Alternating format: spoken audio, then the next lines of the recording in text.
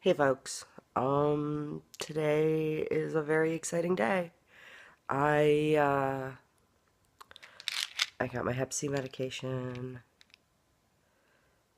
my Epclusa, the next 12 weeks.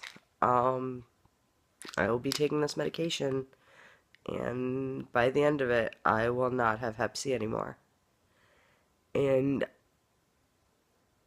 I am way more emotional than I thought I'd be.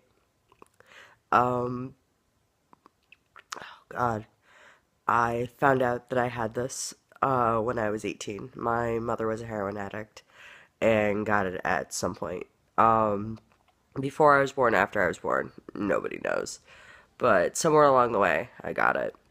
And I found out when I was 18 because a guy that I had been seeing, his girlfriend, we had been fooling around, and then he started dating somebody we'd stopped. And she had gone to the gyno, got an STD testing because she's like, hey, new boyfriend, smart thing and responsible thing to do. She came back positive with something. So, because I was still friends with both of them, all three of us went and he and I both got tested. And he came back with nothing. I came back with Hep C. And that's a fun and great thing to find out. But I started doing research. The treatments at the time were garbage. And yeah, so I just accepted I was going to have it forever. And that eventually, you know, Hep C, liver cancer, something. Yeah, I'm like, whatever. You're gonna die anyway, but it's a slow progressing disease. Eh, I'll deal with it. I'll just live with it. No big deal. And I just kind of not denied having it. I was always open with it.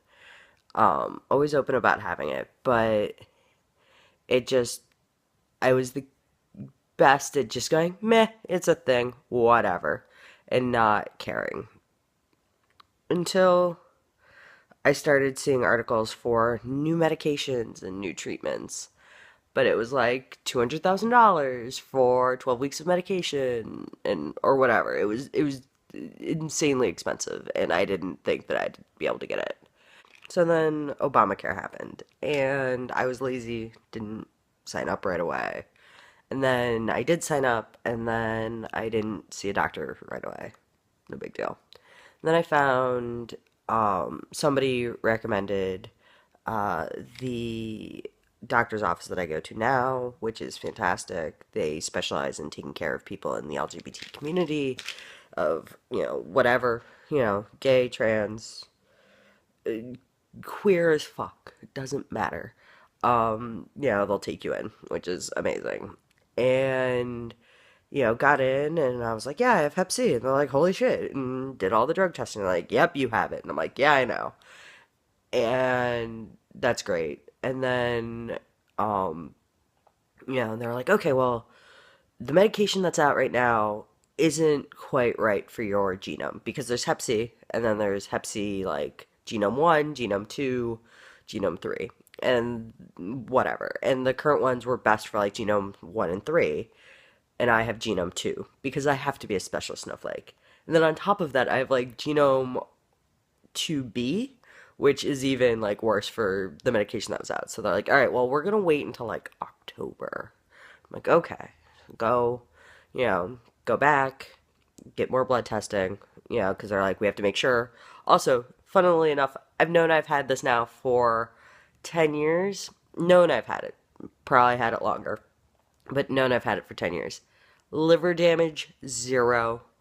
Like, ultrasounds, all of that. Like, if it weren't for the viral count blood test, they wouldn't think that I had Hep C because I'm apparently Wolverine. Like, I still drink. I don't drink a lot, but I still drink. I smoke. Yeah, no, I'm Wolverine. I'm great. Fantastic.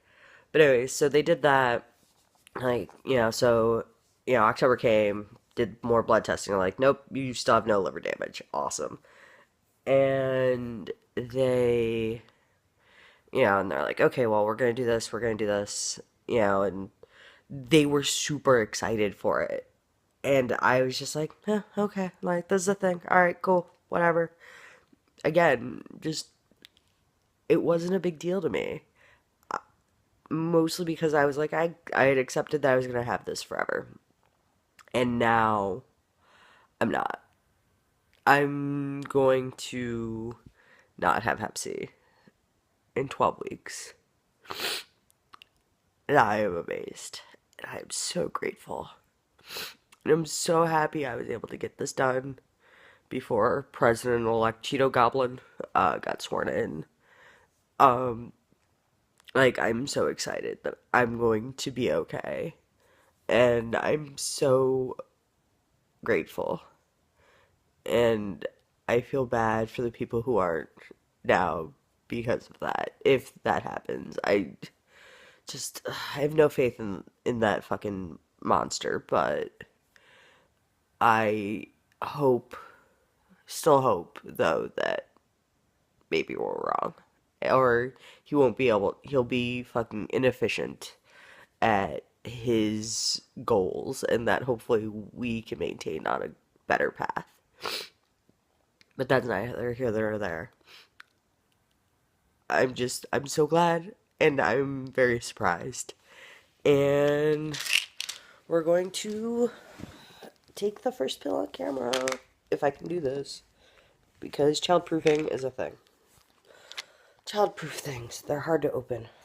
But anyways, we've got it open. Yay! There's a cotton ball shoved in there. There's a lot of cotton shoved in there.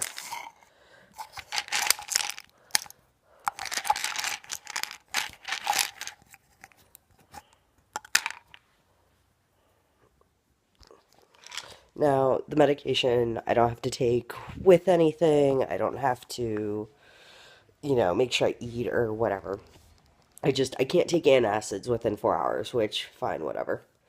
But, this is it. Pill number 1. Ah. Hooray. Whew. Hooray. I go back in a few weeks to start more blood testing just to kind of keep an eye on things, and I will update people as it goes. Bye.